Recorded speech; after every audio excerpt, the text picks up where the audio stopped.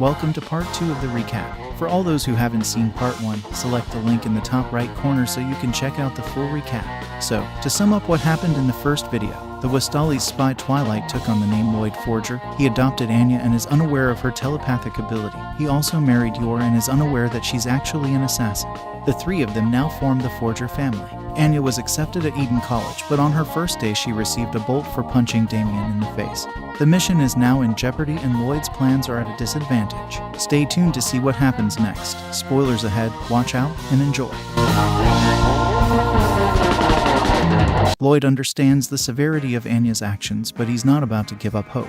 While at breakfast, Anya apologized for what she did. Lloyd advised her to not worry about the past. She should just ensure that she does not get into any more fights at school. He tries his best to think of a constructive solution instead of dwelling in the past. While sending Anya off the school, he told her that she should apologize to Damien when she gets to school. While at school, Anya met up with Becky. The both of them encountered Damien as he was exiting the dormitory. Anya remembered what Lloyd said to her. She stepped forward to apologize, but Becky drew her away. She stated that they had to get to class and if she stayed there any longer, she'll just catch their stupid. Lloyd, who was worried about Anya, was watching from afar, witnessed everything, and was determined to make sure they made amends that day no matter what. While in class, Anya heard the whispers of all the children judging her and calling her a delinquent for what she did. She held her head down in embarrassment, but Becky comforted her, telling her not to worry because she will always be there to protect her. Anya fell asleep during the first lesson. When class was over, Becky woke her up so they can leave for their next class. Anya realized that Damien already left and was adamant to find him and apologize. Becky reassured her that she will always be by her side, so there is no reason to apologize to Damien. Anya trusts Becky and agreed, while Lloyd, disguised as the janitor, overheard what she said and was furious and decided to step things up a notch. Throughout the day, he tried a number of different methods to guilt-trip Anya, from using mirrors to modifying her textbook, to trimming out letters on trees, pasting the word sorry on a student's back, to even writing it on her lunch using ketchup. This haunted Anya so much, she was left with no other choice but to run up to Damien and apologize for what she did. This took Damien by complete shock. His face got all red, and when his friends mentioned it, he ran away. All of Lloyd's hopes were shattered after seeing this, leaving him with no hope for Plan B. Back at home, Lloyd tried his best to help Anya with her studies, but whatever he tried doesn't seem to work out. The following day, Lloyd met up with Handler. She informs him that HQ estimated that Anya would receive 8 Stella in about 4 months, and moreover, the enemy is stepping up their game. Their informant at the city hall has been compromised, so she urges him to be vigilant because the county's counterintelligence agency is tough and he might never know where eyes will be watching him.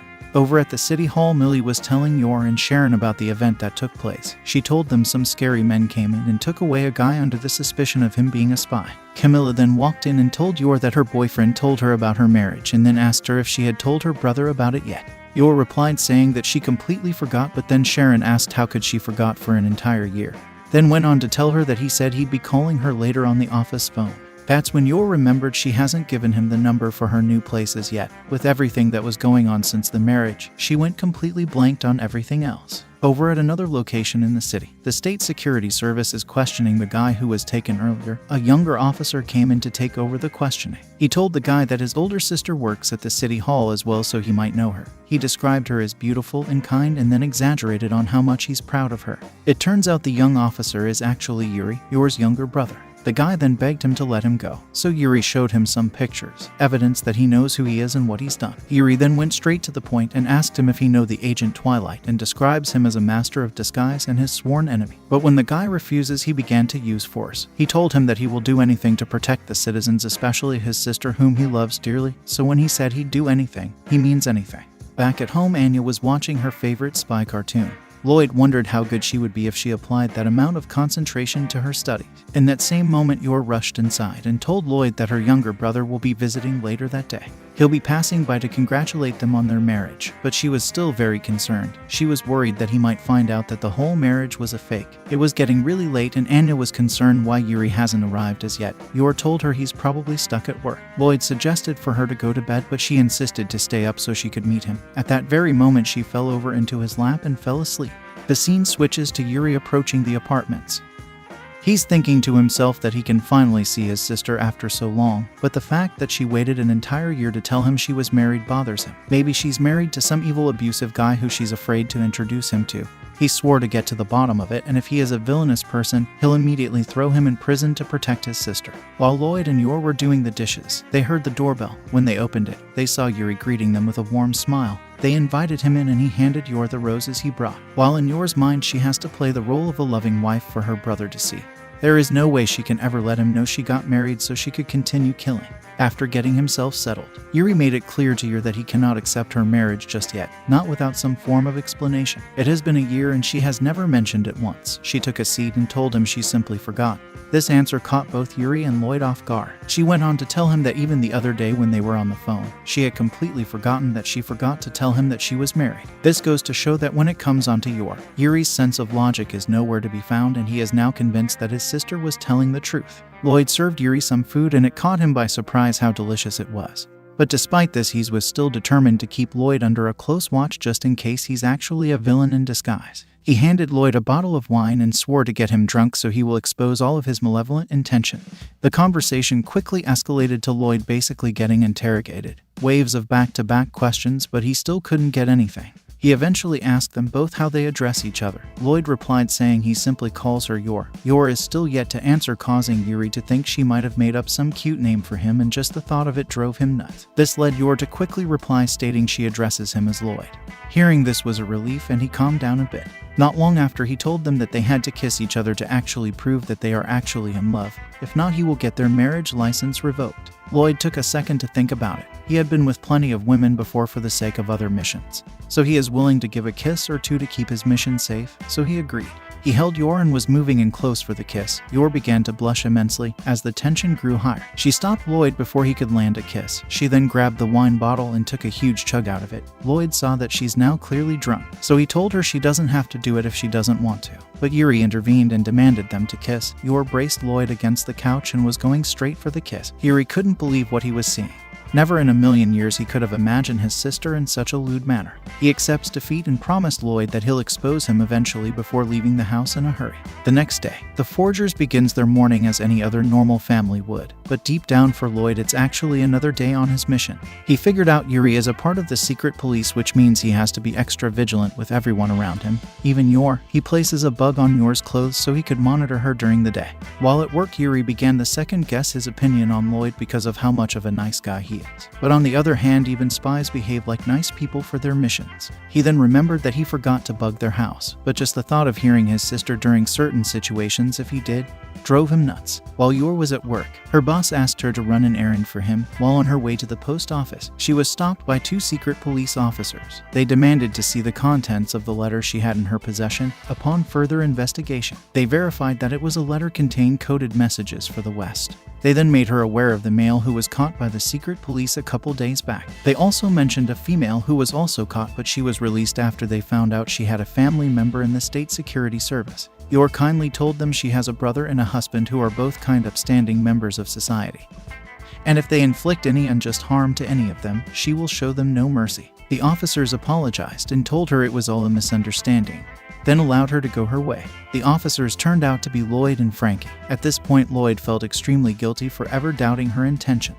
While Yor was heading back home, she couldn't help but to feel really unhappy. She endured a terrible, nerve-wracking day, and moreover, she was almost arrested. In that exact moment, she encountered Lloyd.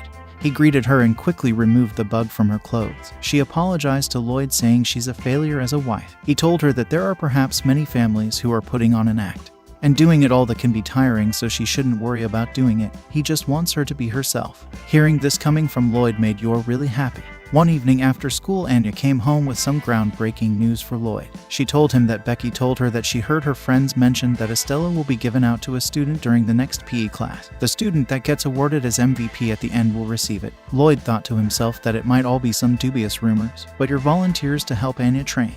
The sport they will be playing is dodgeball. Much to Anya's luck, Yor is actually good at this sport, so training immediately begins. And at the end of it all, Yor shows Anya her killer move. During the dodgeball match, Anya was placed on the same team with Damien and Becky, but unfortunately for them, their opponent was none other than Bill Watkins, because he's blessed with physique and brains. He was awarded in all kinds of sports tournaments during kindergarten, This information didn't seem to faze Damien, as he was determined to earn the Stella at the end of the match. Bill overpowered them all, leaving only Anya and Damien on the opposite team. Bill then decided to take out Anya next, but she dodged his first attempt. He then tried another series of attempts, but Anya dodged them all. At this point, Damien was genuinely impressed. It turns out all her training wasn't in vain after all.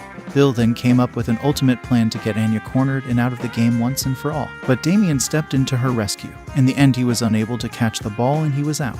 It's now all up to Anya. She took a moment and remembered her mother's demonstration for her killer move. Then got into position, took aim and fired. But the throw was ineffective, she got eliminated and the match was over, while Bill's teammates were congratulating him. But to his disappointment when Henderson made it clear that there is no such thing as receiving a Stella for a mere class activity. While reviewing Anya's papers, Lloyd noticed that she failed every single one of them. Time is running out and she hasn't received a single Stella as yet. He tries his best to motivate her while she studies, but it doesn't seem to work out. He then attempts art, music, and even physical activities, but she ends up failing each one. The next day, he brought her to the local hospital. They were left with one last option, which is community service, so Lloyd made her volunteer at the hospital. Even though this method does not guarantee an immediate Stella, it is beneficial for her to know the importance of community service. Despite this, Anya still managed to fail every attempt and they were asked to leave in the end. Over at the rehabilitation pool, a disabled boy fell over and was drowning. While they were exiting, Anya could hear his thoughts screaming for help. Anya ran off toward the pool. Once she got there, she noticed the area where the bubbles were popping up and dived right in. She saw the boy under the water sinking while she struggled to swim. Lloyd swooped in at that very moment and pulled both of them out of the pool. Everyone around praised Anya for her vigilance. At the Eden Academy, Anya was rewarded with a Stella for bravely saving a boy from drowning. The students had mixed emotions on this. Some were amazed by the fact that she was able to receive one while others were envious about it. In Damien's case, he was plain right pissed that she could pull that off before him. He couldn't grasp what leverage she had over him. Since recent, Lloyd has been extra busy with side missions on top of Operation Strix. And because of this, he gets home extremely late every day, completely drained of energy. His actions are beginning to raise suspicion among his neighbors. They started to question what he actually does when he's out on a daily basis. He overheard his neighbors having a discussion about him in the hallways. A situation like this can be detrimental for his mission, so he hurried home and told Yor that they will be going out as a family on the weekend, and it is vital to keep their fake marriage looking normal. He ensured he completed all of his missions so he would have the weekend free. The day has now arrived. Lloyd is seen looking as if he had his entire life force taken away.